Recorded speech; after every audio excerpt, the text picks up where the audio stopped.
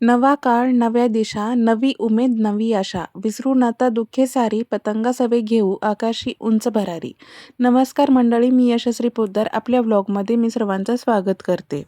तिळगुळ घ्या, गोड गोड बोला म्हणत सगळेजण आनंद आणि उत्साहाने नवीन वर्षाचा पहिला सण हा साजरा करतात. आणि सण म्हटलं की शॉपिंग ही आलीच, म्हणून आम्ही निघालो शॉपिंगला. शगुन मार्केट पिंपरी चिंचवड येथे आलो. सणामुळे सर्व मार्केट लकलकत होतं. कोणी ज्वेलरी, तर कोणी कपडे, कोणी लुटायचं वाणाचं सामान घेत होतं. आम्ही पण थोडीफार शॉपिंग केली आणि घरी परत निघालो. तुम्ही म्हणत असाल की आता या दोघी इथे काय करतायत, तर या दोघी मला वाटाणा सोलायला मदत करत आहेत. खरं तर संक्रांतीची सुरुवात ही भोगीपासून होते आणि भोगीला लागणाऱ्या वेगवेगळ्या भाज्या, पालेभाज्या, फळभाज्या या सगळ्या भाज्या मिक्स करून एक भाजी तयार केली जाते. यात हरभरा, मेथी, वांगी, बोर, घेवडा, पावटा, वाटाणा, कांद्याची पात, गाजर अशा भाज्या सर्व मिक्स केल्या जातात व एक मिक्स भाजी भोगीच्या दिवशी केली जाते.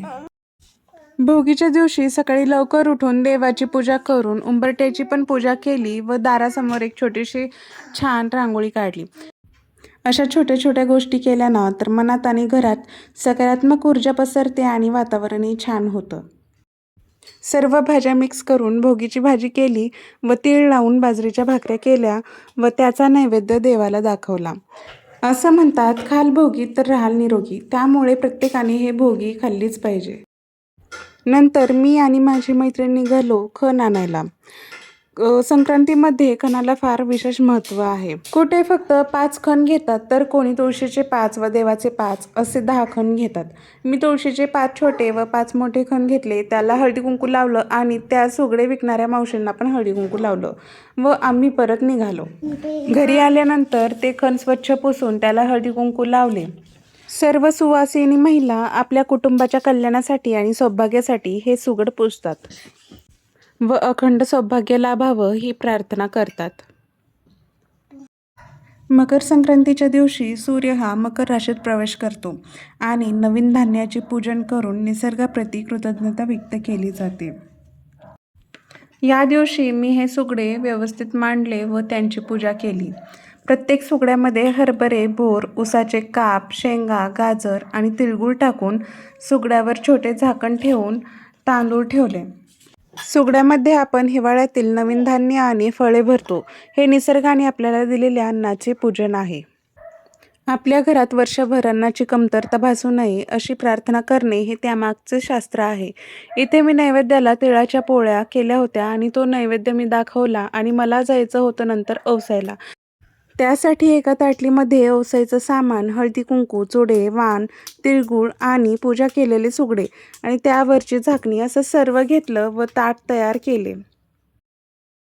आणि व्लॉग बनवणारी ही मी पण छान अशी रेडी झाले. सण म्हणलं की घरात कितीही पसारा असू द्या, आपण मात्र स्वतःला आवरायचंच. नंतर सगळ्या मैत्रिणी मिळून निघालो विठ्ठल रुक्मिणी मंदिराकडे. हे आहे विठ्ठल रुक्मिणी मंदिर. इथे मंदिराचं गेट बंद होतं म्हणून आम्ही बाहेरच रुक्मिणीला ओवसलं आणि एकमेकींना हळदी कुंकू लावून वाण देऊन तिळगुळ दिले व आम्ही सगळ्या जणांनी काही फोटो देखील काढले. घरी आल्यानंतर तुळशीला ओसायचं होतं ते करून घेतलं. कुठे कुठे मंदिरात जाण्याआधी तुळशीला ओवसतात तर कुठे नंतर. प्रत्येक ठिकाणी या वेगवेगळ्या पद्धती व रीती आहेत. त्यामुळे सगळ्यात महत्त्वाचं आहे ते म्हणजे आपला भोळा भाव. ती देवापर्यंत पोचली ना तरी खूप आहे. तर मग हा होता माझा संक्रांतीचा व्लॉग. हा व्लॉग आवडला असेल तर लाईक करा, कमेंट करा आणि चॅनेलला नक्की सबस्क्राईब करा आणि स्वतःची काळजी घ्या.